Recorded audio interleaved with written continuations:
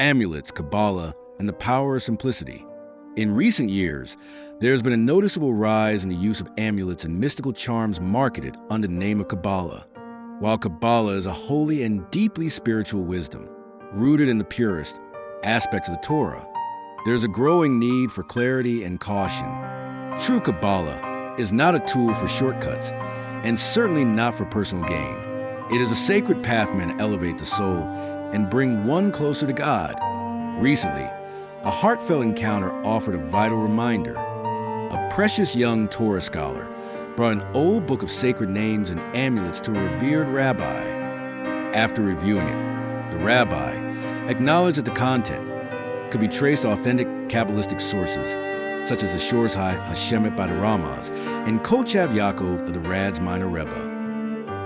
Rabbi Shlomo Yehuda shared a powerful point. The true key is not to rely on these amulets. While they may have certain mystical properties, they are not the essence. What truly moves heaven is simplicity, purity of heart, and straightforward prayer. A sincere plea to God, uttered with humble authenticity, is far more effective than any written charm or symbol. A prayer uttered with humble authenticity and from the depths of the heart is the most effective, especially in our generation. He warned, one must be cautious not to engage in these practices lightly, especially not for worldly matters such as wealth or success.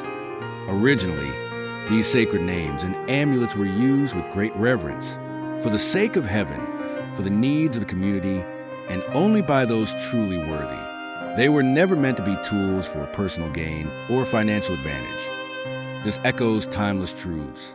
The real segula is sincerity, a heart turned upward in trust and humility, accomplishes far more than any mystical formula. That said, there are simple and permitted forms of protection, such as verses of Emunah, or traditional prayers, or amulets carried as a way to remind themselves that God is always near. There are a few amulets such as Segula Salt and Maccabi that also reminds that God is in control. These are not magical solutions, but spiritual tools that uplift a person's awareness and deepen their faith. When used in that spirit, with the intention of reinforcing one's connection to God rather than replacing it, they are allowed and be beneficial.